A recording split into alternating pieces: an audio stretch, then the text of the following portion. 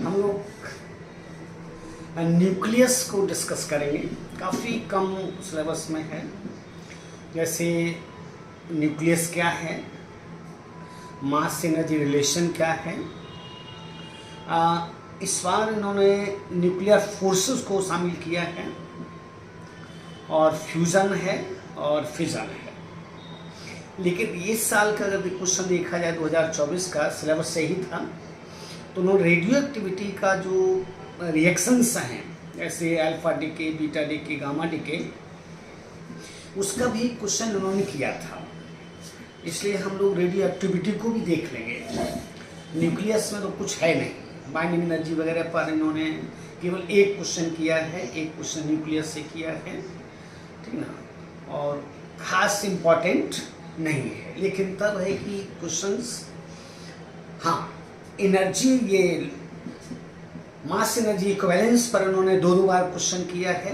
जैसे 20 में क्वेश्चन किया है, और एक फिर वही वाला जो डीएनए को तोड़ने के लिए 10⁻⁻20 जूल एनर्जी चाहिए, तो ये कितना इलेक्ट्रॉन वोल्ट के बराबर है।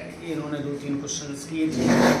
इसलिए चैप्टर इजी है। इसमें थोड़ा सा न्यूक्लियस हम लोग याद करें, पिछले कुछ क्लासेस में हम लोगों ने कहा था कि अगर हम रदरफोर्ड अल्फा पार्टिकल स्कैटरिंग की बात करते हैं, तो उन्होंने साफ कह दिया था रदरफोर्ड ने कि न्यूक्लियस का ऑलमोस्ट होल मास जो है, ये एटम का ऑलमोस्ट होल मास ये सेंट्रल पार्ट में रिसाइड करता है, रहता है, जिस पार्ट को उन्होंने न्यूक्लियस कहा था।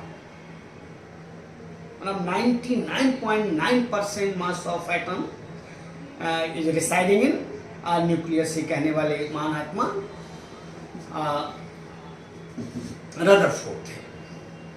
तो यहाँ पर आपको मैंने लिख दिया है, जैसे the nucleus according to Rutherford alpha particle scattering experiment, the nucleus is central part of atom where entire positive charge and almost whole mass of the atom are concentrated। ये कई बार हम लोग कह चुके हैं कि एटम का whole mass, almost whole mass और positive total entire positive charge central part, जिसको आपने न्यूक्लियस कहा है, वहाँ रहता है, कंसंट्रेटेड है। तो कोई क्वेश्चन बनता नहीं है, लेकिन ध्यान में रखिएगा कि न्यूक्लियस की डिस्कवरी का श्रेय रदरफोर्ड को ही जाता है by his alpha particle scattering experiment के माध्यम से। इसके बाद अगर हम लोग एटॉमिक नंबर देखें, केमिस्ट्री की बातें हैं यहाँ पर, एटॉमिक नंबर देखें तो number of protons in atom is called atomic number कहते हैं, जिसको जनरली हम लोग जेड से डिसाइड ये रिप्रेजेंट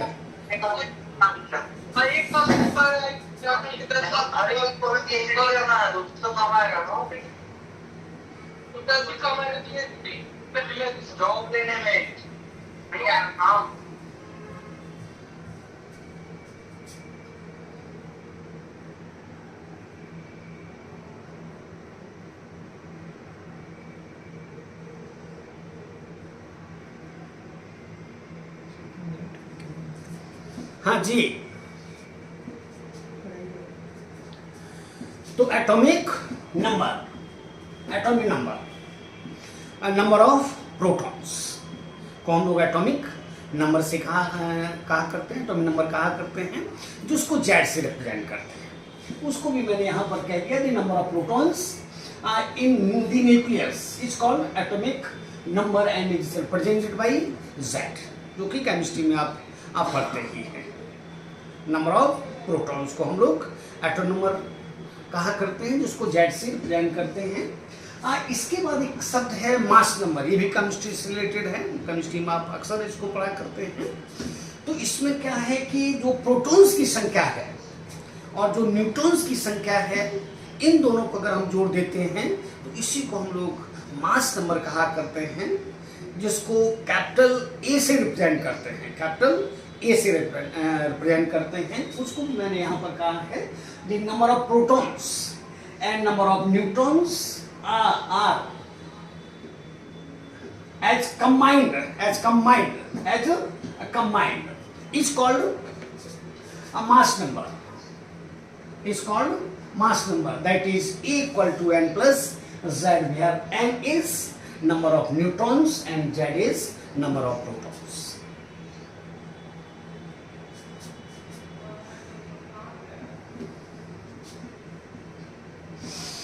दोनों को एक साथ मिलाकर आप न्यूक्लियॉन्स कहते हैं।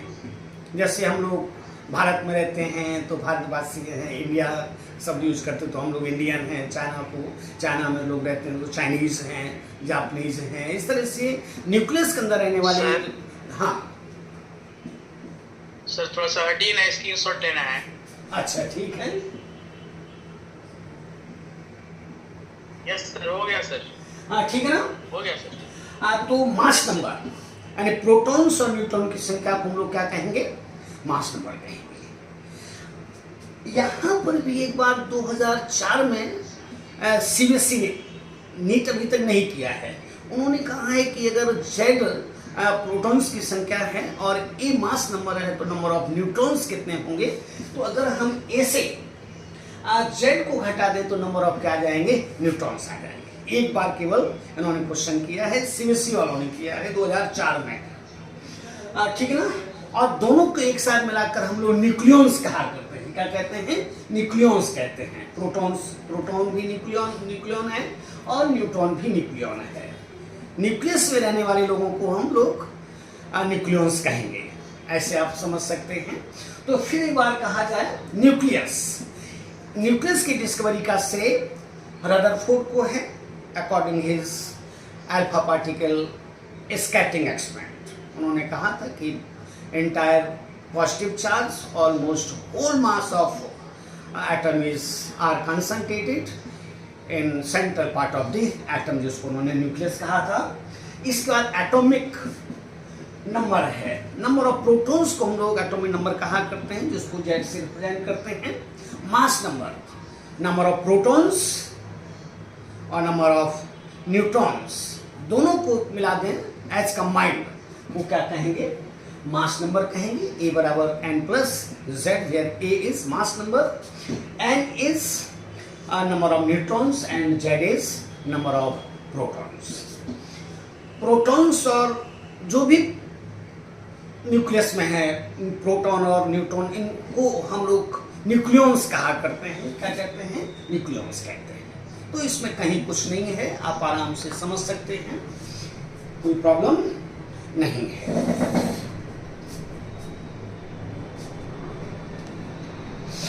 ओके, इसको हम हटाते हैं।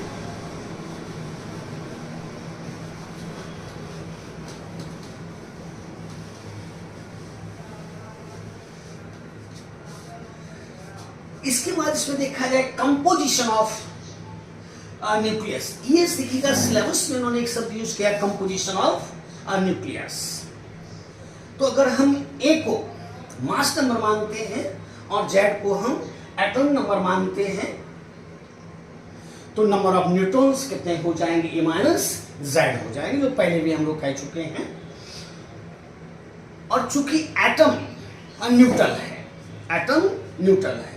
इस साल भी आपने देखा होगा 2024 में दो स्टेटमेंट थी, जिसमें एक एटम न्यूट्रल होता है, एक स्टेटमेंट ये था, और दूसरा उन्होंने कहा था कि स्टेबल है। ये गलत है, क्योंकि जितने भी हैवी न्यूक्लियस हैं, हम लोग यहाँ पर डिस्कस करेंगे, जितने हैवी न्यूक्लियस हैं 120 180 के बाद को जो न्यूक्लियस हैं वो सभी रेडियो एक्टिव है, बहुत लोग क्या होते रहते हैं, डिके होती रहती है, इसलिए सभी अनस्टेबल है। तो सेकंड स्टेटमेंट गलत है और फर्स्ट स्टेटमेंट उनका सही था। खुशबू जी आपने कहा था, तो हम लोग रेडियो एक्टिविटी में उस बात को फिर एक बार कह देंगे, वो सेंटेंस गलत है। आपने क्वेश्चन किया था कि एटम न्यूट्रल है, ये बात बिल्कुल सही है, क्योंकि नंबर ऑफ प्रोटॉन्स और नंबर ऑफ न्यूट्रॉन्स जो ऑर्बिटल डिफरेंट ऑर्बिट्स में जो घूमते हैं, तो जितने नंबर ऑफ प्रोटॉन्स हैं उतने ही नंबर ऑफ इलेक्ट्रॉन्स हैं। इलेक्ट्रॉन का चार्ज टोटल अब प्रोटॉन्स के चार्ज के बराबर है मैग्नीट्यूड में, और नेचर में अपोजिट ही जानते ही हैं। प्रोटॉन्स पॉजिटिव चार्ज से चार्ज है और इलेक्ट्रॉन्स नेगेटिव चार्ज से चार्ज है। तो न्यूट्रल एटम होने के कारण नंबर ऑफ प्रोटॉन्स और number of neutrons in number of electrons बराबर होते हैं, क्योंकि न्यूट्रॉन तो न्यूट्रल है। कोई कंफ्यूजन इसमें नहीं है, आराम से आप समझ सकते हैं।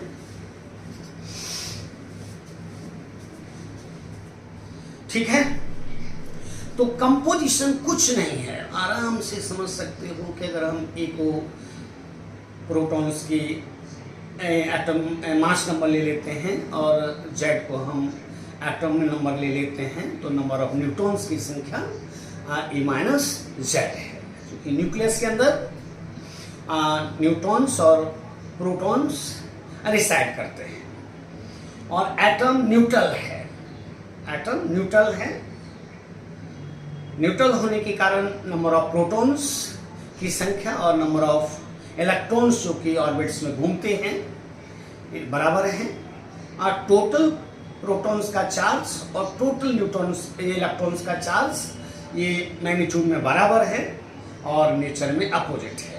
यही कारण होता है कि जब भी आप किसी एटम से आप एक इलेक्ट्रॉन निकालते हैं, जैसे आपको याद होगा हमने हीलियम से एक इलेक्ट्रॉन निकाला था, वो हाइड्रोजन लाइक हो गया था, क्योंकि एक इलेक्ट्रॉन निकलने से प्रोटॉन्स का एक प्रोटॉन का चार्ज जो है वो बढ़ जाता है, इसलिए एक प्रोटॉन के बराबर उस पर चार्ज आ गया। लिथियम से अगर हम दो इलेक्ट्रॉन्स को निकाल लें तो उसमें लिथियम प्लस प्लस उसको आपने हाइड्रोजन लाइक कहा था। इसलिए कहीं भी चिंता की कोई बात नहीं है। कोई भी आपसे पूछ दे कि न्यूक्लियस क्या है, तो इजी वे में उनको जवाब दे देना है कि according to Rutherford alpha particle scattering experiment, entire positive charge and almost whole mass of an atom are concentrated in central part of atom are called nucleus। कोई एटॉमिक नंबर पूछते आप दावे के साथ कह सकते हैं कि नंबर ऑफ प्रोटॉन्स को हम लोग क्या कहेंगे, इज कॉल्ड एटॉमिक नंबर, जिसको हम लोग जेड से रिप्रेजेंट करते हैं। कोई आपसे पूछ दे कि व्हाट इज मास नंबर, तुरंत आपको बोल देना है कि number of protons and number of neutrons are residing in nucleus it's called mass number if represented by A. If A is mass number and Z is atomic number, then number of neutrons will be equal to A minus Z and n equal to A minus Z की बार CBSE वालों ने question किया है। और atom neutral होने के कारण protons पर चार्ज जो है और इलेक्ट्रॉन्स पर चार्ज नेचर में अपोजिट है, लेकिन मैग्नीट्यूड्स में समान है, इसलिए चिंता की कोई बात नहीं है। न्यूक्लियस को हम लोग जितने भी स्पेसिस हैं न्यूक्लियर स्पेसिस इनको रिप्रेजेंट करते हैं किससे, याद होगा आपको केमिस्ट्री में लिखते हैं एक्स, यहां पर लिखते हैं ए और यहां पर लिखते हैं जेड। एक्स ए जेड, जैसे ही hydrogen 1 helium 4 lithium 3 beryllium 4 beryllium, boron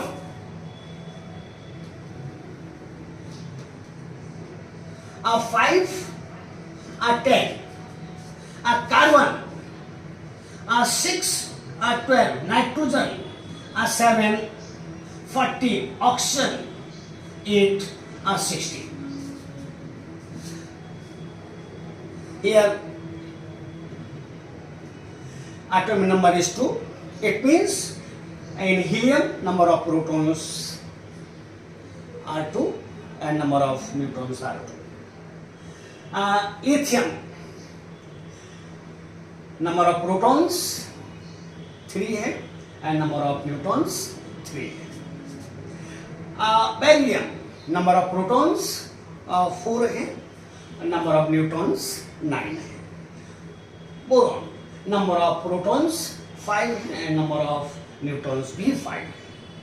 carbon, इस तरह से आप देख रहे हैं कि यहाँ पर मास नंबर है और यहाँ पर एटॉमिक नंबर है, मास नंबर है। कुछ किताबों में आप देखेंगे ऐसा भी लिखते हैं, ऐसा जैसे एस.सी. वर्मा में देखिएगा उन्होंने ऐसा लिखा है एक्सल AZ, ऐसा भी लिखा है। तो इसलिए कोई चिंता की बात नहीं, नोटेशन है, ये नोटेशन है, न्यूक्लियस का नोटेशन है, जहां पर A मास नंबर है और Z क्या है, एटॉमिक नंबर है। केमिस्ट्री में जैसे लिखते हो जो अच्छा है, वैसे मैंने आपको ऐसे बताया है, कहीं पर पूछ सकता है ऐसा मिल जाए, तो चिंता की उसमें कोई बात नहीं है। डिफरेंट पर्सन्स अपने हिसाब से उसको यूज करते हैं, तो कुछ नहीं रहा, इसमें कोई दिक्कत नहीं है। आराम से आपको Z मालूम है, आराम से आपको A मालूम है, एटम न्यूट्रल है। तो इस साल 2024 में आपको क्वेश्चन मिला है नंबर ऑफ प्रोटॉन्स और नंबर ऑफ इलेक्ट्रॉन्स जो कि न्यूक्लियस के चारों ओर घूमते हैं, ये दोनों नंबर्स में बराबर होते हैं, और जितना पॉजिटिव चार्ज है प्रोटॉन्स पर उतना ही टोटल इलेक्ट्रॉन्स पर चार्ज है नेगेटिव, क्योंकि आपने कहा एटम न्यूट्रल है। यानी न्यूट्रल एटम में ध्यान रखना है, न्यूट्रल एटम में नंबर ऑफ प्रोटॉन्स और नंबर ऑफ इलेक्ट्रॉन्स की संख्या बराबर है। जैसे आपने इसको कहा है, यहाँ पर 7 इलेक्ट्रॉन्स हैं और 7 ही प्रोटॉन्स हैं। यहाँ पर 8 इलेक्ट्रॉन्स और 8 प्रोटॉन्स हैं। अगर इससे हम 2 इलेक्ट्रॉन निकाल लें तो ऑक्सीजन प्लस प्लस हो जाएगा। हम उसको नहीं कहने वाले, वो आयनिक फॉर्म में आ जाएगा जो आप केमिस्ट्री में यूज करते हैं, जैसे NaCl, Na+Cl।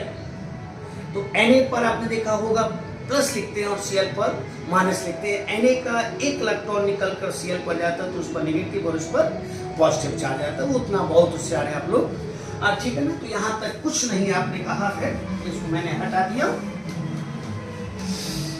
एवं किसी को भी बता सकते हो कि भाई अब प्रोटॉन्स क्या है, नंबर ऑफ प्रोटॉन्स क्या है, नंबर ऑफ न्यूट्रॉन्स क्या है। हाँ, एक क्वेश्चन पता नहीं लोगों ने कैसे किया था, ये 2003 में, अगर CBSE का क्वेश्चन देखोगे, इन्होंने कहा था कि sometimes mass number is equal to atom. Sometimes नहीं करना चाहिए था, क्योंकि एक बार है, अगर हम हाइड्रोजन को छोड़ते हैं तो हाइड्रोजन में ही एट मास नंबर और एटॉमिक नंबर बराबर। इस हाइड्रोजन को छोड़कर किसी भी एटम में ऐसा नहीं है। तो पता नहीं उन्होंने 2003 में इस तरह का क्वेश्चन किया था CBSE वालों ने, लेकिन नीट इस तरह का अभी तक कोई क्वेश्चन नहीं किया है। ओके, इसके बाद यहां पर प्रश्न होता है कि मास ऑफ न्यूक्लियस कितना है। अब बहुत होशियार है, mass of nucleus, mass of nucleus, mass of nucleus. याद होगा कि रदरफोर्ड ने कहा था कि 99.9% mass of an atom is residing in central part of the atom, जिसको उन्होंने न्यूक्लियस का 99.9%। इसका मतलब है कि हम आराम से कह सकते हैं कि एटम का मास अगर हमारे पास है और इलेक्ट्रॉन्स का मास हमारे पास है, तो एटम के मास में से इलेक्ट्रॉन की मास को घटा दें तो हमको मास मिल जाएगा, किसका, न्यूक्लियस का मास मिल जाएगा।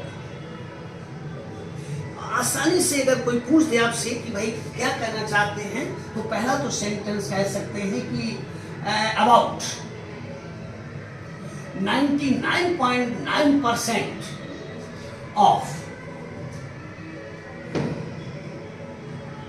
mass of an atom resides in the nucleus. 99.9%। अब आपको हेड में देखा है अपने मास ऑफ न्यूक्लियस, आप आसानी से कह सकते हो कि the mass of a nucleus, the mass of nucleus is obtained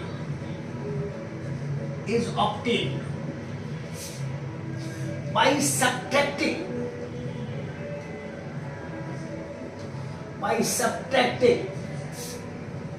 a total mass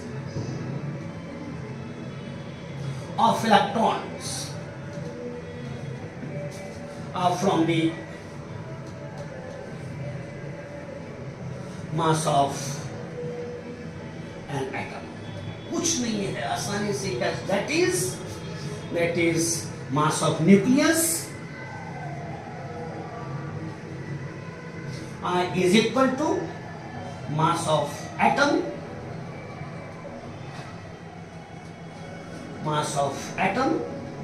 minus mass of electrons.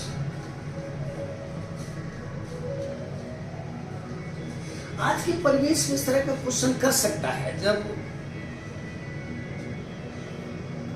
0.5 ग्राम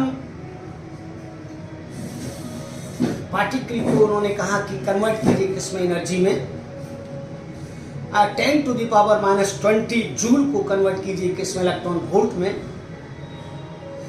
तो इस तरह का क्वेश्चन और अच्छा है ये कि मास ऑफ न्यूक्लियस कितना है, तो मास of atom minus mass of electrons. अब यहां पर प्रश्न उठता है कि एटम के मास को हम मेजर कैसे करते हैं, ये भी क्वेश्चन कर सकता है। तो ध्यान रखोगे मास स्पेक्ट्रोमीटर सम न्यूक्लियस का एटम का मास निकाल सकते हैं।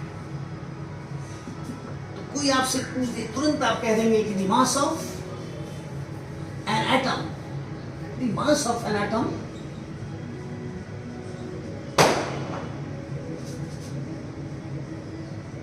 is measured by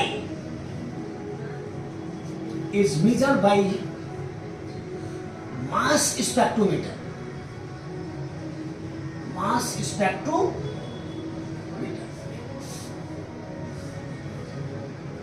which is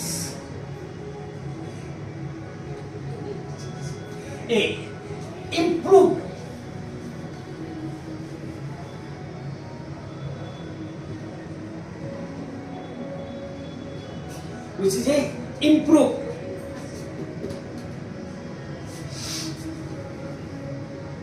version of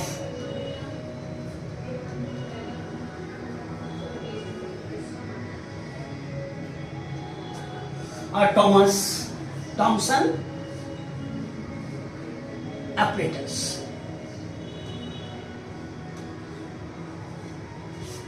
Used to measure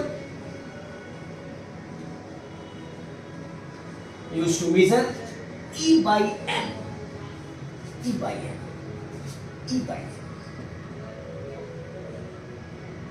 जिसमें E by M सबसे ज्यादा है किसका, इलेक्ट्रॉन का,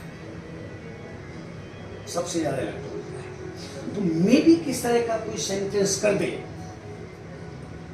कि मास स्पेक्ट्रोमीटर किसका इंप्रूव वर्जन है, तो आपको ध्यान रखना है कि किसका है, थॉमसन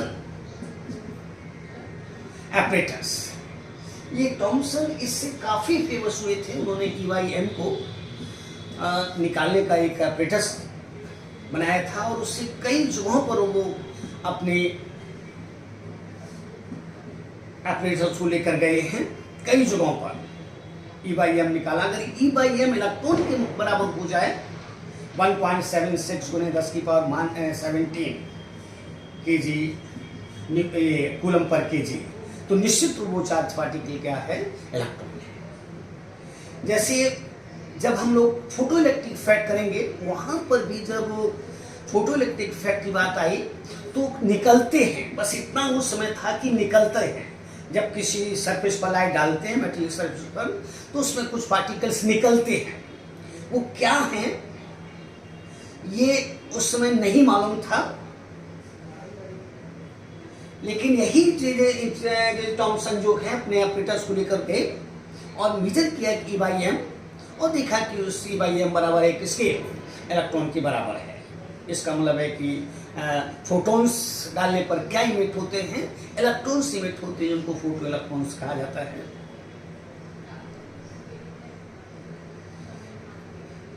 जिस समय कैथोड रेज की डिस्कवरी हुई थी सर विलियम क्रुक्स, तो सर विलियम क्रुक्स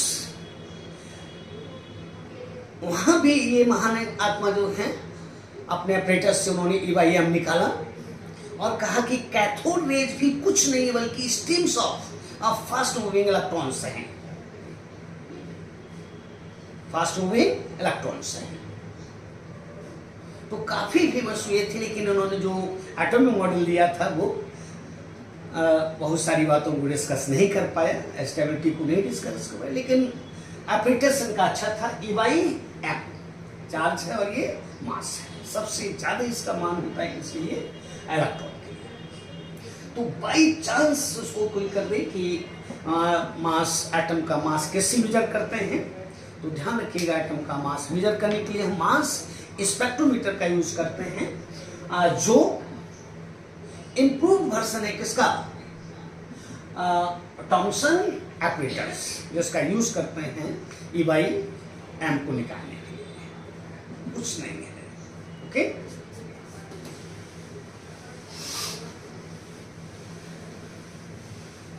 तो मैंने कुछ नहीं कहा, क्वेश्चन मिलने वाला भी नहीं है आपको। हो सकता है एक ही क्वेश्चन कर दे आपको कि मान लीजिए कोई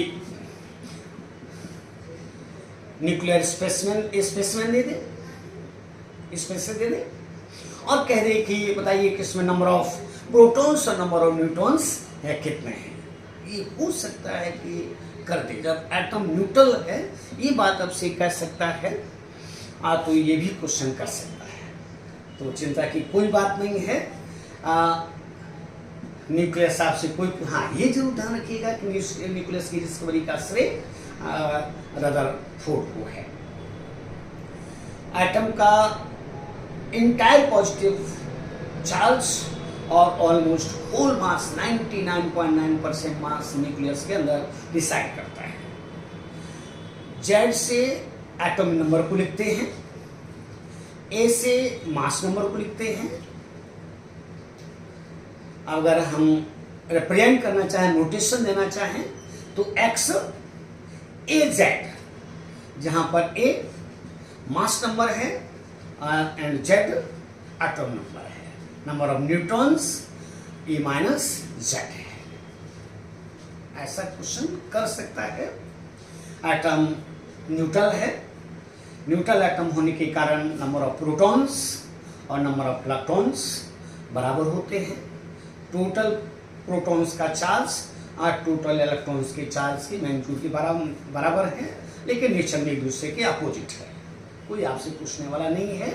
एक जो मैंने आपसे कहा कि CBSE 4 में जो हुआ था, वैसा क्वेश्चन भी कर सकता है।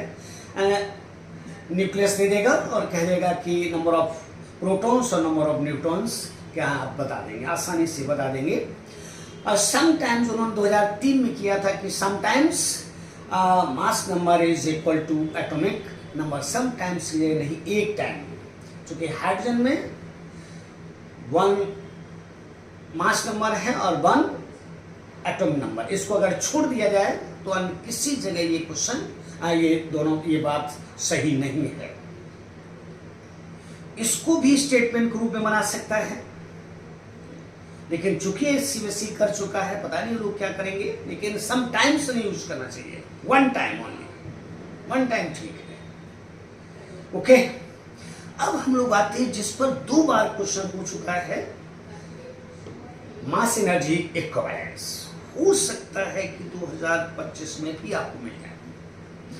इसका कारण क्या है कि देखा होगा आपने, यानी NCERT में 1 ग्राम, एक सॉल्व एग्जाम्पल है जिसमें उन्होंने 1 ग्राम को पूछा है कि कितना एनर्जी के बराबर है, और यही कारण 20 में उन्होंने 0.5 ग्राम लिया कि कितना एनर्जी के बराबर है।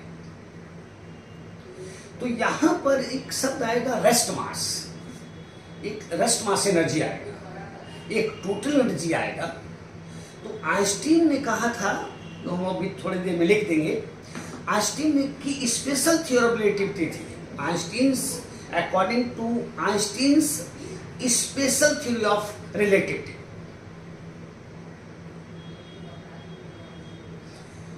the mass of a particle moving with velocity v is m equal to m by under root 1 minus v square by c square, where m naught is rest mass of particle, rest mass of particle। जैसे Einstein ये Newtonian mechanics के द्वारा इसको प्राप्त नहीं किया जा सकता है। इसको जब भी आप प्राप्त करेंगे आइंस्टीन स्पेशल थ्योरी के द्वारा ही प्राप्त करेंगे। तो इस बात को हम लोग कहते हैं, हो सकता है कि 2025 में आपके भाग में अगर है तो एक क्वेश्चन मिल जाने वाला। अभी तक हम आशा नहीं कर रहे हैं आपसे, हम स्वयं आशा नहीं कर रहे हैं कि अभी तक जो भी मैंने आपको बताया उससे कोई क्वेश्चन आने वाला है। ओके, तो हेडिंग में है मास एनर्जी इक्विवेलेंस। इतना रखते हैं।